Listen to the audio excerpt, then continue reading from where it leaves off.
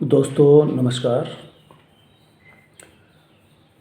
आप मेरे द्वारा कुछ खास समसामयिक मुद्दे, सामाजिक मुद्दे, सांस्कृतिक और साहित्यिक मुद्दों पर विभिन्न तरह के और विविध वीडियो देख सुन चुके हैं।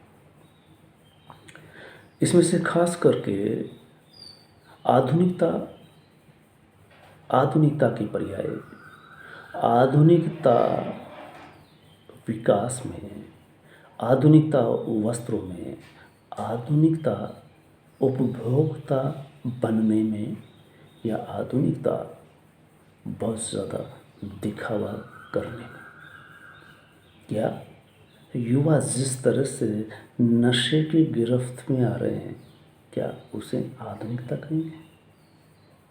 तो इस तरह से आधुनिकता को लेकर के हमने कई तरह के वीडियो बनाए। यहाँ तक कि आधुनिकता की विषय में बात करते करते, विचार करते करते मैं इस मुद्दे तक भी पहुँचा कि जिस तरह से पर्यावरण पिछले 4-5 दशक में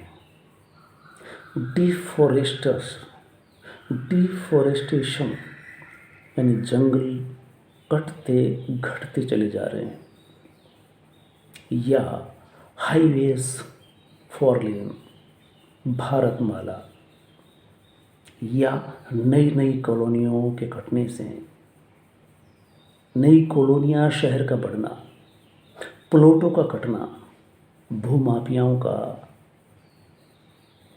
किसान की ज़मीनों पर सस्ते में खरीदना और महंगे में प्लॉट के नाम पर, इन्वेस्टमेंट के नाम पर एक नई बूम आई है जिसे आप विकास कहते हैं। हम पर्यावरण की कीमत पर जिस विकास को आज देखते हैं, कल के लिए वो विनाश साबित हो सकता नहीं, हो रहा है। आज की पीढ़ी को देख सकते हैं कि हम न केवल पानी सीधे तालाब से, नदी से पी सकते हैं, बल्कि मान करके चलते हैं कि शुद्ध पानी बोतल में मिलेगा। बोतल में बंद पानी क्यों कर हुआ, हमारे पुरखे कभी अंदाज़ा भी नहीं लगा सकते कि 10 हाथ की रस्सी से कुएं से पानी निकाल करके मटके में भर करके फ्रीज का काम करते थे। आज हम फ्रिज को कुआं समझते हैं और मटका बोतल को समझते हैं। हमारी सोच और हम किस तरफ बढ़ते चले जा रहे हैं तेजी के साथ, और जिसे हम विकास कहते हैं। इसीलिए आज सब अगर हम कुछ देर के लिए बात करें कि 3-4 वीडियो, जिसे हमने आधुनिकता को और कबाड़ कहा, आधुनिकता और नशा, आधुनिकता और पर्यावरण, अब ये कह सकते हैं कि आधुनिकता परंपरा में है या पाश्चात्यकरण में। पाश्चात्यकरण जब कहा जाता है तो उसे औद्योगिकीकरण, तकनीकी के जाल में हम जिस तरह से फंसते फंसते अब जिस वीडियो को लेकर के यूट्यूब पर, कल तक जिस टीवी को हम देखते थे, आज टीवी, रेडियो, ये सब पुरानी बातें लगती है। अब आपके सामने ये टूल जिसे सोशल मीडिया कहते हैं, कल ही की बात है, और ये सारे वीडियो एक ही बात कहते हैं कि युवा का सजग सावचेत होना जरूरी है। चूँकि आज का युवा आने वाले समय में अपना नेता, प्रतिनिधि को चुनने वाला है, जो देश का पीएम बनेगा, मंत्रिमंडल में अपने विभाग संभालेगा और देश को संचालित करने वाला है।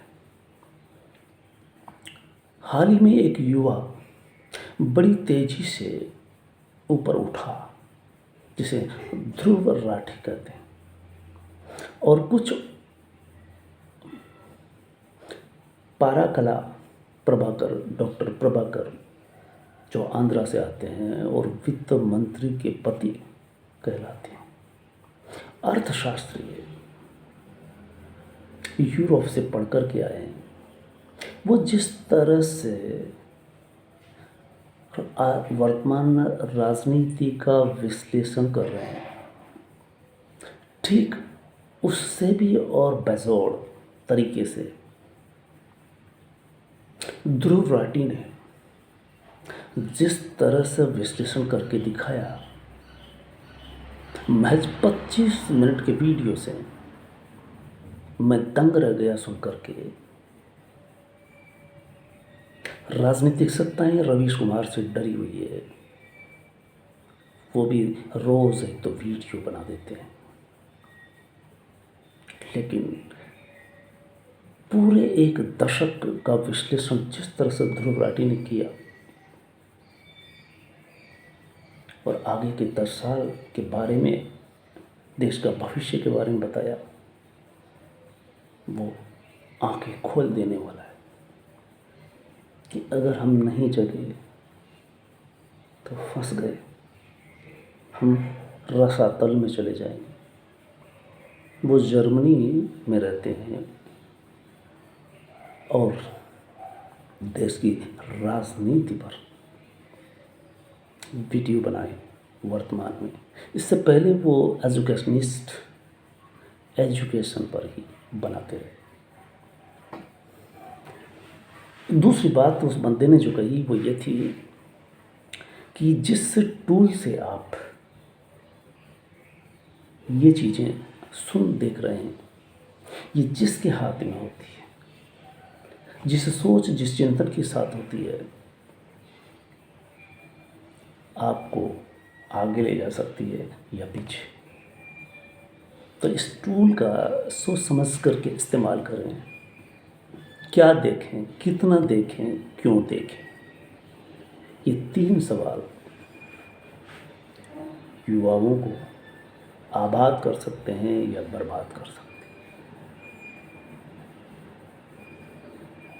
प्रतिनिधि चुनने में अगर हम चूक करते हैं, वोट सभी को देना है।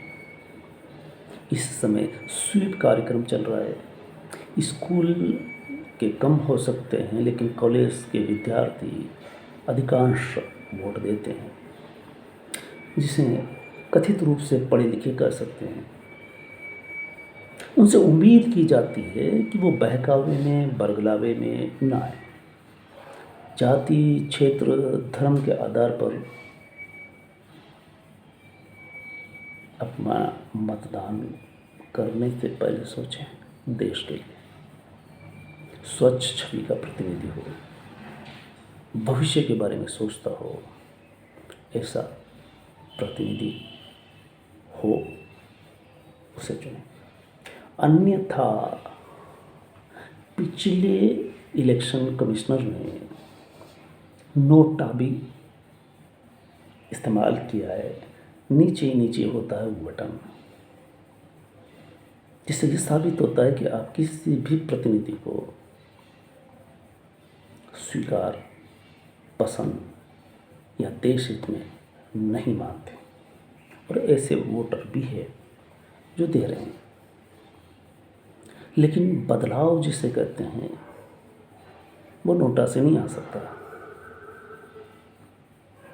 इसलिए सोच समझ करके प्रतिनिधि को नहीं तो पार्टी के बतौर आपको अपने विचार सक्षम बनाने चाहिए। और सक्षम बनाने के लिए आपको उन चैनलों को, न्यूज़ चैनल्स या कहें कि टीवी पर जो प्रतिबद्ध चैनल है, उनसे बचकर के यूट्यूब चैनल पर देखें, सुने, अखबार पढ़ें।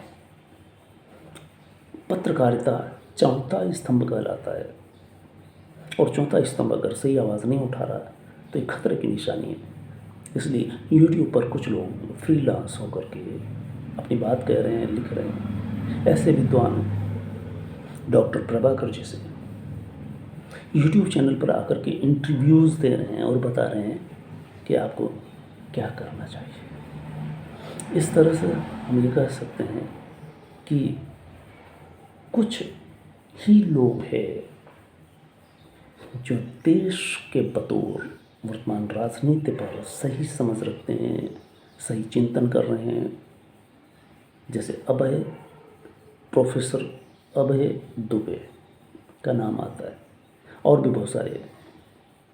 तो आज इतना ही ये कह कर के कि हमने जितने भी वीडियो के बतौर हम आमने सामने हुए, अंबेडकर जयंती 2 दिन बाद आ रही है। मैं कोशिश करूँगा कि साहित्य का पाठक विद्यार्थी होने के नाते हम 14 अप्रैल को जिन भीमराव बाबा अंबेडकर जिन्होंने संविधान इस कदर इस तरह से बनाया कि अगले कई दशक, कई शताब्दियों तक देश उसी से संचालित होता रहे। कारण कि यूरोप के अधिकांश अगले देशों से उन्होंने संविधान की खास खास बातें ली और हमारा संविधान बेहद उदारवादी और विविधता में साम्यता रखने वाला, समानता रखने वाला, ऐसे शख्सियत के जन्म दिवस पर हम उन पर विस्तार से बात करेंगे शीघ्र ही। धन्यवाद।